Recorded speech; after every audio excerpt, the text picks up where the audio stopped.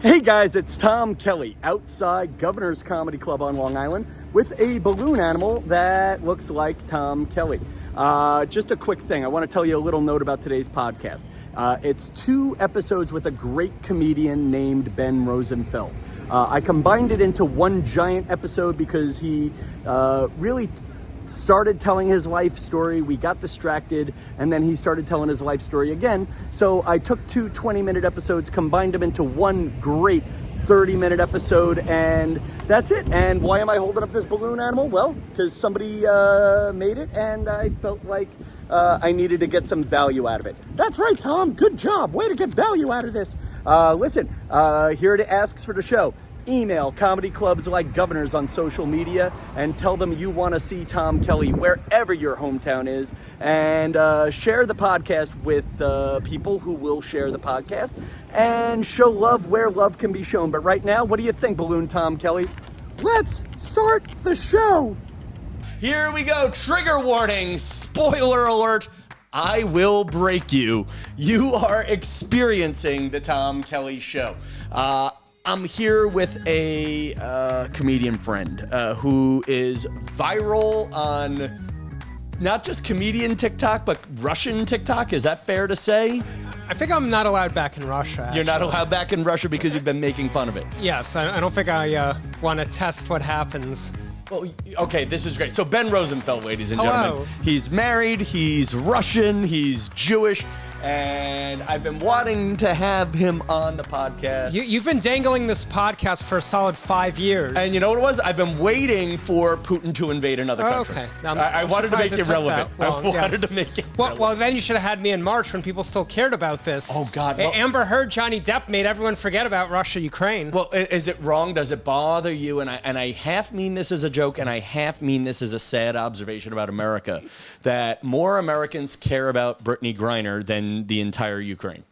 No, I mean, people really care. They changed their flags to Ukraine for a while. There was no Britney Griner flags. Yeah, but maybe I follow... That social warrior signaling still here.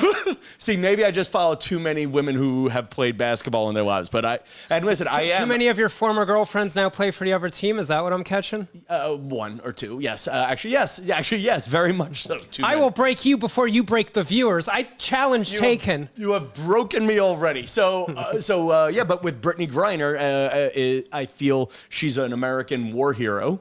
But there are people who are willing to trade the whole Ukraine and for whatever the Russian madman, the guy, whoever Russia wants to trade her for, it's like trading for LeBron James in the WNBA. Like, it's like, we want LeBron James in exchange for Scottie Pippen now.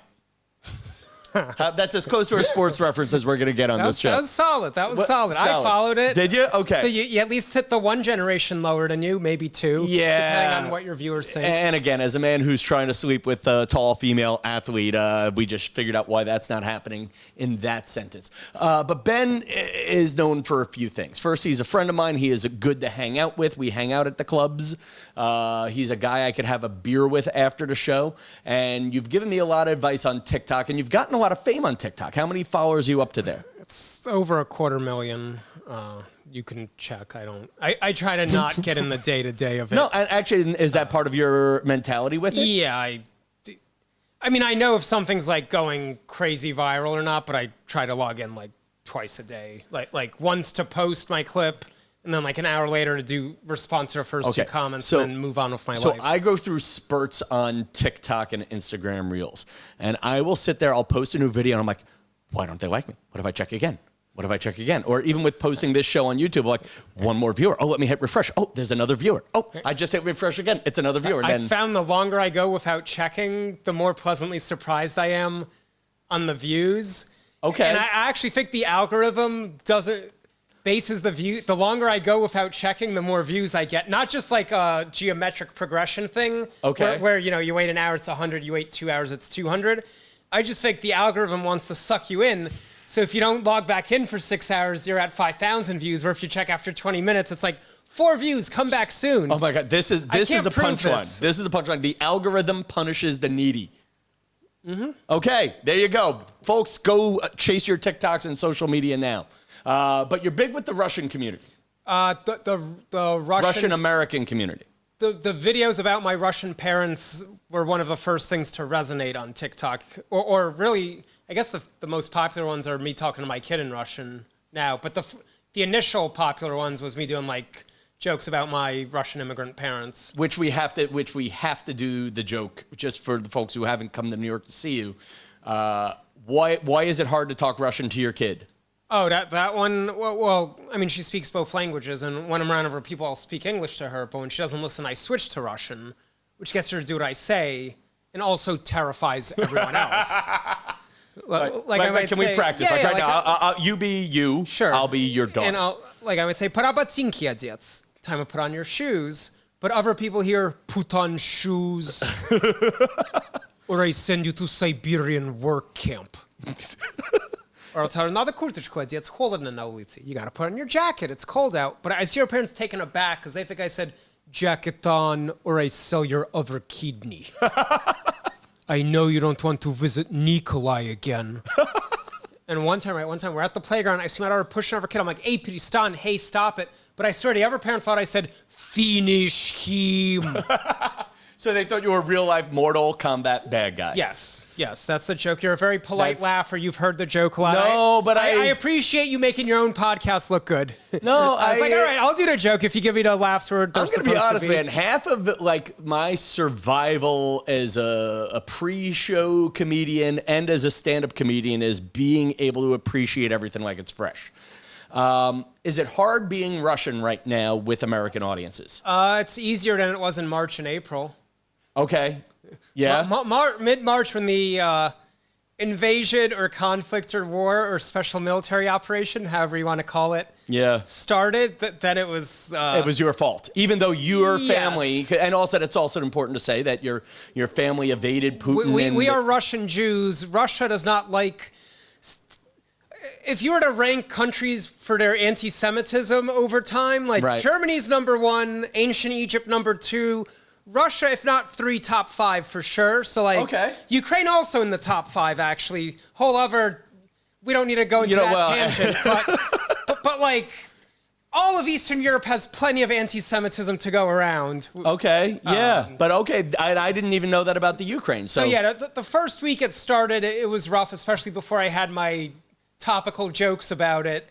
Then like a week in, I'm like, all right, here's 5 or 10 new minutes on it, and then that was fun to do and work out for the next month. And did you have to de-Russian yourself, or you like? No, I leaned in. So a bunch of comedians I know that are Russian speaking suddenly became Ukrainian or Latvian or whatever. I know one. I think I know one. More than one. I'm not even naming names. And like they are correct in that they were technically born in. Well, when they were born there, it was the Soviet Union, so it was all Soviet Russia anyway. But some of them were technically born in what is now Ukraine or some other country, but nobody knew that country until March, so I get it. Well, and that's the other thing. I kind of leaned in both ways. I'm like not pro what's happening. It's a terrible situation, but I'm born there. What can you do?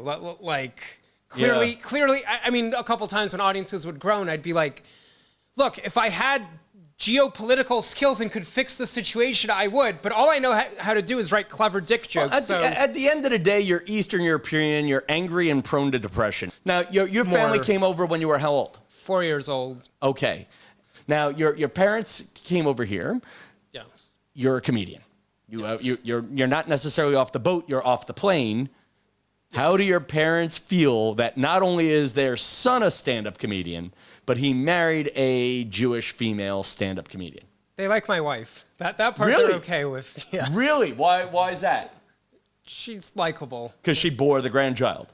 Yeah, they like her. They liked her even before a grandchild. Okay. And she is more likable than you, in all fairness. I mean, this set of headphones is probably more likable than me, depending on the day.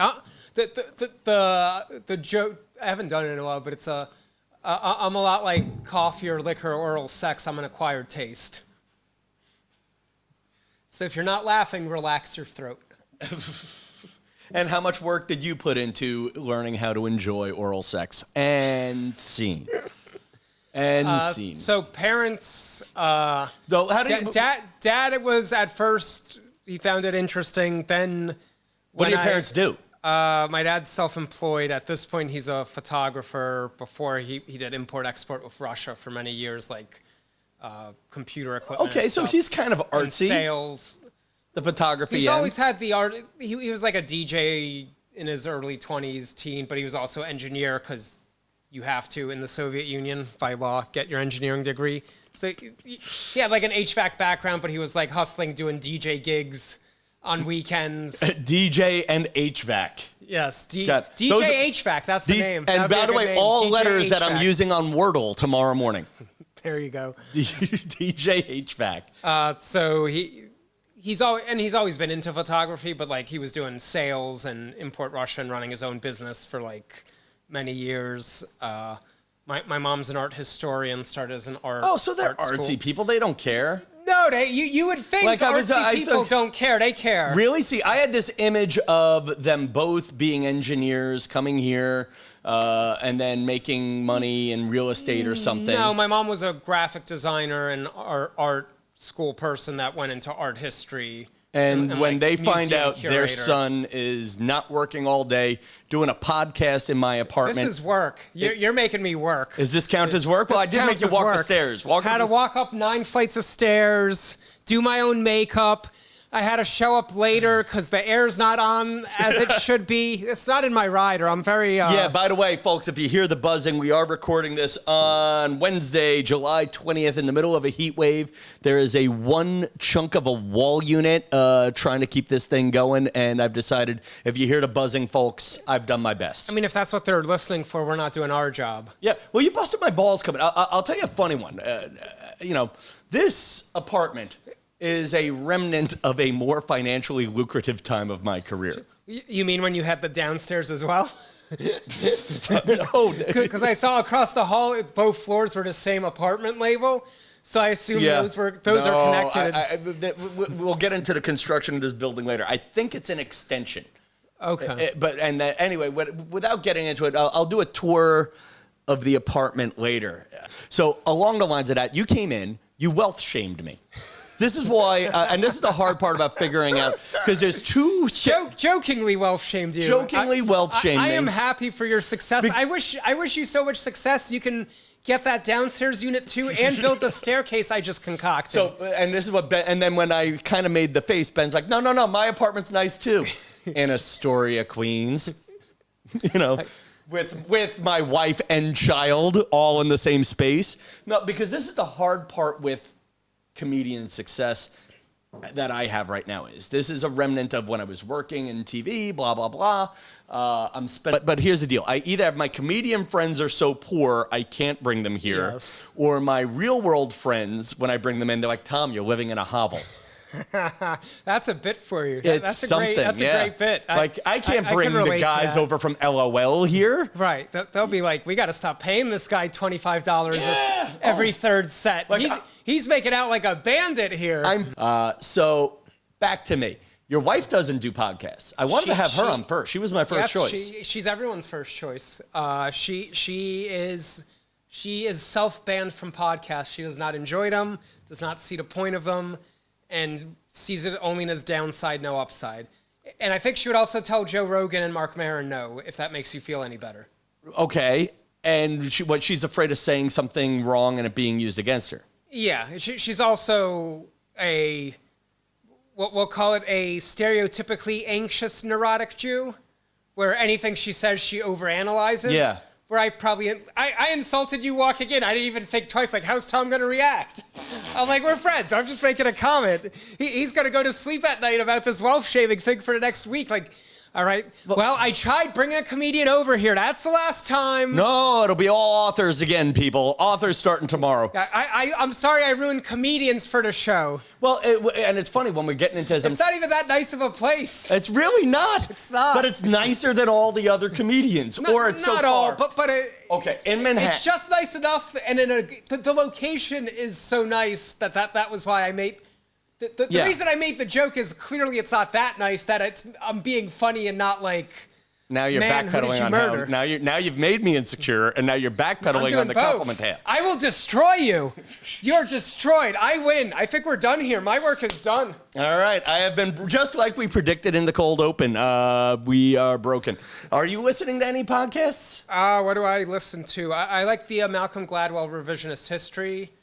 And I'm seeing your eyes yawn while your mouth is. I am Mike, yawning. Give it a listen. Yeah. Michael Lewis, the writer. Are Moneyball. I was going to go is the one with you'd know. attainable. So, like, one of the things I'm trying to do here on the podcast is build my fan base. Okay. Though a friend of ours. That's a unique take on podcasting. Well, I have. Listen, you come watch this when this premieres live. Log into your YouTube. We're going to premiere this, I guess, whatever Sunday is. Whenever. You'll Sunday 10, not Sunday at 10. There'll be 5 or 6 people who will talk to each other. They're becoming friends That's through the great. Tom Kelly Show. You're creating a tribe. Yeah. Which is what you're supposed to do on the internet, they Now, say. Aaron Berg had a great line last night about podcasts, and his line was, sometimes you're just playing to the same 80 people.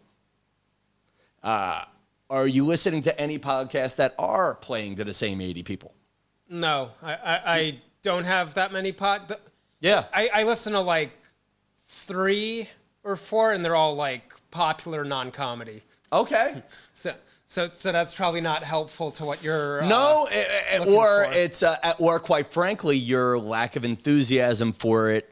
And I enjoy doing podcasts, just not listening to other comedians on podcasts if I'm not talking for half the time. Well, the nice thing about you when you promote this is hopefully there's a fan base that's going to say, we haven't heard him do anything. Let's listen to this long form.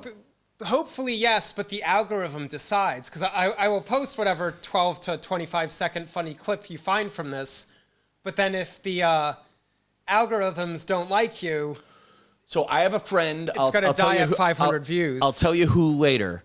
God bless, he's an old-fashioned comedian who just did a dry bar. Hilarious, finally getting the attention he deserves. And he's on TikTok getting the attention he deserves, doing very low production quality old jokes, but it looks great. But then he started doing promos for his shows at the Chuckle Hut. And boom, yeah, he's I can't back promo anything on TikTok. It won't. So I guess that's the It doesn't get the question views. that I've had a few TikTok stars on, and they've all sort of said what I think you're going to say. What has TikTok success done for you? I mean, it's a. Are we talking about monetary or performing? Everything. I'm keeping it a broad question so you It's- could say. It's marginally beneficial, but it has yet to change my life in any meaningful way. Which is also what he says about marriage. Your words, not mine. But he and his wife book home-based comedy shows in the New York area where I got heck. You know what? I played the clip from that show on the podcast where there was a guy. I did one of their home shows in Bay Ridge. Said I worked at Good Morning America, and a man went nuts because he thought The View and Good Morning America were the same show. He started screaming, "Joy Behar, F Joy Behar." And now the hard part is I had to tell the guy that they were 2 different shows, but then there's another part of me that wanted to say, but I worked at that one too. I was going to ask. I'm like, I thought you did that one. Yeah, I did that one for a long time and loved Joy Behar, but there was only one exit. So I wasn't, and I think Joy would agree with me on this, is for as much as I want to defend Joy Behar, I also want a clear line so I could escape physical harm. Right, yes. You did what you had to do to survive in someone's Brooklyn home. Yeah. That was displeased by My the existence. wrong work experience. My that work you- experience, my that they didn't resume. he didn't even know you worked there, but he smelt it He on you. smelled it. I smell like The View. I do smell. I don't know. I lost my AirPods Pro for a while last week. I was at the Family Beach Club. If you thought I was rich now, you should see the Family Beach Club. Call back to the last time Ben was on the show.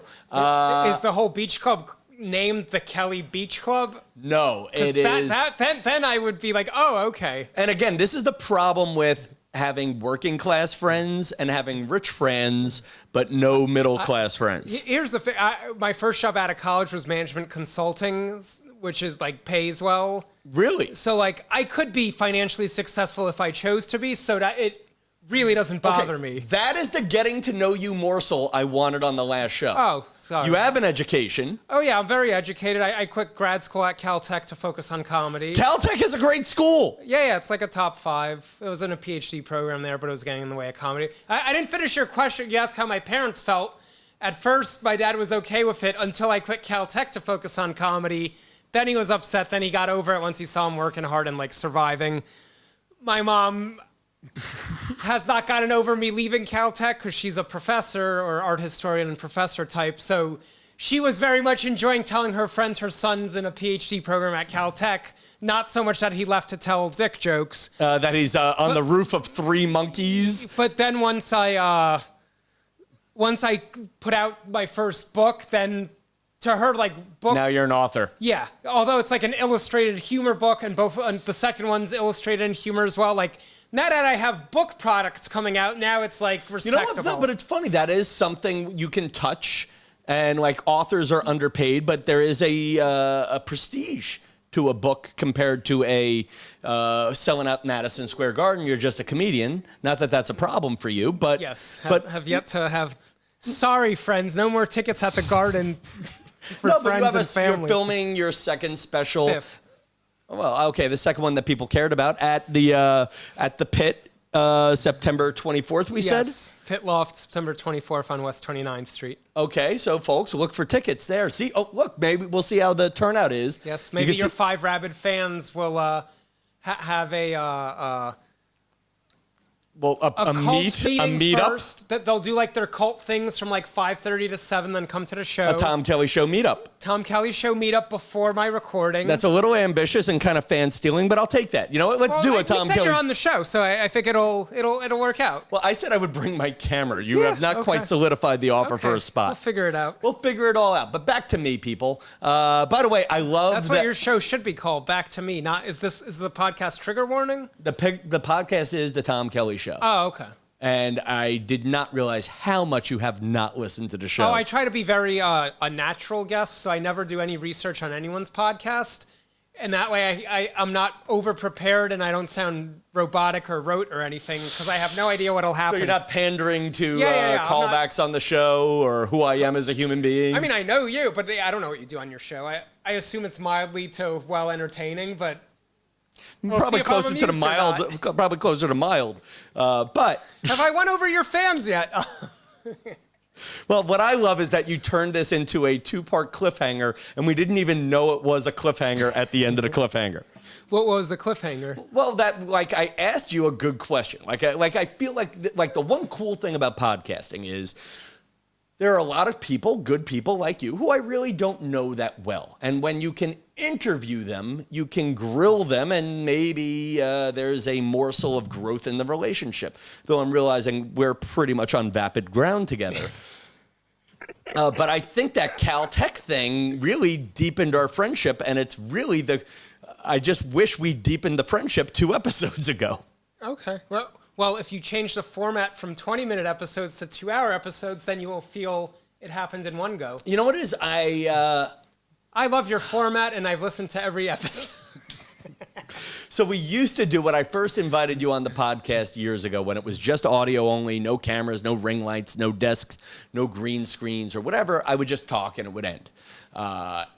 Then my friend and mentor said, bring it down to 20 minutes. And I can't tell you how many people, whether I'm inspiring and doing life coaching on the show or whether I am doing, pause, you get your shot in, go. No, the last time you dangled the podcast, there was like, oh, come in with a problem and I fix it for you. That was the we went through a stage of that too. And listen, we get into it's the Tom Kelly Show. Subtitle this week is One Comedian Fixing and Celebrating Life. And the end celebrating isn't even in the graphic yet, but I'm fixing up my life. That was what this is about. And then I asked you a great question about, I wanted to have people who made big life choices. And somehow we kept talking about wiener jokes and I started answering the question. We go on tangents a lot. You are a tangent we have good guy. Banter. I'm not really, but we have good banter. So if there's a joke and we're on meaningless a podcast. banter. Actually, where's the difference between a tangent and just meaningless banter? The difference between a tangent and banter, A tangent would just be banter without a punchline. And because I know he went to Caltech, I know that man knows what a tangent is. Math joke, America. Math joke. I hope you co-sign on that punchline. 2 math jokes. Oh, I see what you did there. Yeah, cosine. Took me a second. What is it? It was something cosine and tangent. Sine, cosine, and tangent. Yeah, that sounds right. I wasn't doing great at Caltech.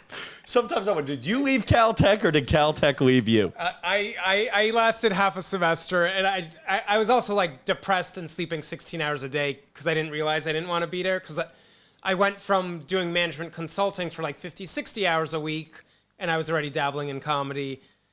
And in my brain, it's like, well, instead of 60 hours, that's something I'm not interested in at all, although I'm good at it. Let me do 40 hours of grad school, then I'll have more time for comedy. But grad school wanted like 80 hours, and I also didn't have like the perfect math background, so it was like not fun. Well, actually, so here's a good question. So your wife, Michelle, who is a comedian, Yes. you met her after you started doing comedy. Yes, we met during comedy. Was there a significant other when you left Caltech or management that was like, I thought I married a professor? No. No, okay. I mean, I was in comedy a year or two before Caltech. Because So moved there for a second, then moved back. And where is Caltech? California. Yes. Geography joke. Greater Los Angeles, Pasadena. Okay. Now, did you like Pasadena even? It was nice. It's nice. I mean, all my friends are from the East Coast. I'm not a. So there was nothing I'm not there a for you. California person. Like. Right. So I was going with this on the relationship thing. It's like a friend of mine, Tim Crumpier, a brilliant comedian, works out on Long Island a lot. My writing partner, we should all find him later. I saw him, we were at Governor's, and there was some young buck of a comedian says, hey, Tim, I have a new girlfriend. And Tim just went on a rant. Hope she doesn't like going out on Fridays and Saturdays.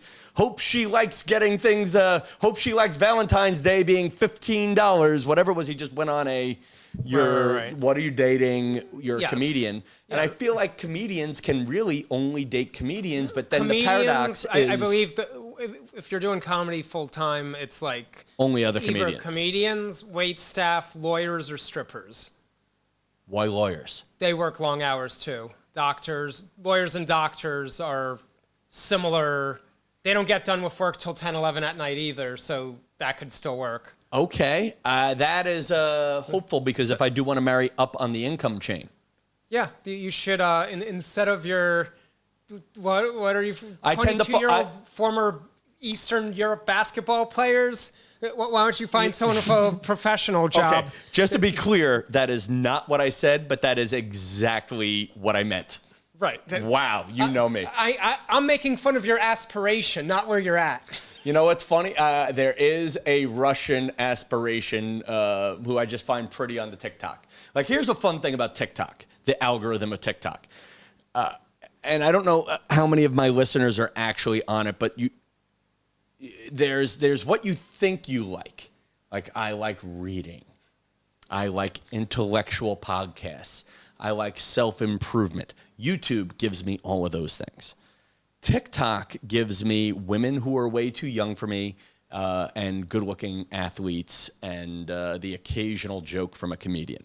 Like TikTok, I should be marrying the algorithm is my soulmate. Thank you, China. I thought I liked parkour videos, random white people sports like wiffle ball. Those are like the two I enjoyed watching the most, or like surfing, skimboarding, stuff like that. Wait, are you into random sports, tangenting again? Yeah, a little. I like watching weird white people sports as TikTok videos are fascinating to me. So one thing that TikTok does give me, and it stopped giving me for a while, is treadmill sports, where you would put things that roll, treadmill races. Yeah, I like those. The dominoes, where it's like a billion dominoes. Yeah, I find that soothing. So those are all the things that I didn't know existed before TikTok, and I would watch them, but now all it shows me is stupid sketches that are funny, but I'm like, I'd rather see not comedy. Okay, so why not? Since we're rambling and I have the clip queued up here on TikTok. I saw you had that clip queued up for a good Oh, 2 shows now. The other cliffhanger. Well, I was trying to find the other cliffhanger no one knew about, and Tom did so much research. He's just pulling up the most recent thing I posted. Says the man who did not even know what the name of this show was. It's eponymous. By the way, if I wish I had a bell. I wish I had a bell. I think one of these 19 buttons that you haven't learned how to use yet is definitely a bell. And I think eponymous. Yes, there we go. There you go. The eponymous. You've been holding out on this bell for 2 shows. Big ending here. We've done none of your evergreen, but we've talked and gotten to know each other more, so that's important. Yeah. My point from the 40-minute digression, I could have been financially successful if I wanted to be, so wealth doesn't bother me with your beach club, family beach club, pool club, whatever. Well, and you bring me back to what I was going to say. We also do a lot of shows in people's homes that are, some homes are humble and nice, and some are like, oh, these people exploited a third world country or did something big. But I'm like, oh, whatever. You have yet to book me on a mansion show. You've booked me so far, I guess, 3 times. Keep talking more about your family's beach clubs, and then we'll feel more comfortable having you at the fancier places. Well, listen, you never mind. Also, we never know. Oftentimes in advance, we don't know. You don't know what the house is like till you get there. Yes. Right. I'm doing one with Michelle on Friday, and I am going to put into my rider, I need a second exit. If the crowd gets mad. Like, there's nothing worse, because the show we were just talking about, where the Joy Behar show. Did we even talk about that on this show or last show? I think it was this one. Hopefully it's this episode. But when there was a guy who didn't like my resume, and the hard part was he and I got into this dark fight, and I just knew to get out, I have to walk within 3 feet of him. Right. Yeah. And there was no other doors out, because the front door was kind of it was a converted porch that didn't open. But you at least drove in on your own to that one. Oh, I had my own car and stuff. Right. That was fine. You could at least leave mid-show, whereas like if we're giving you a ride and that happens, you still got to wait around. I was the headliner, buddy boy. I was the headliner. Okay, big ending. Anyway, folks, that's an ending of a podcast of an evergreen. Anticlimactic ending. The anticlimactic. I wonder, do sound effects make the show end well? Do sound effects make them better? Folks, you know what to do. Show love where love can be shown. This podcast is available on Spotify, Apple Podcasts, YouTube, and Ben, where are you? The 24th of September. September 24th, the Pit Loft in New York City, 7 and 9 o'clock shows. Taping my 5th hour special, second that anyone's ever cared about. And that's you it. Go to BigBenComedy.com. If you get on the newsletter, you'll find out the ticket link once it's up. I got to think of an album title. Yeah, there you go. I think that's your album title now. Good night, New York. There you go. That was fun. There's 20 minutes in there. Don't. Yeah, I can tell by your face sometimes. Oh no, I try to go. I wanted to go tape to live for you.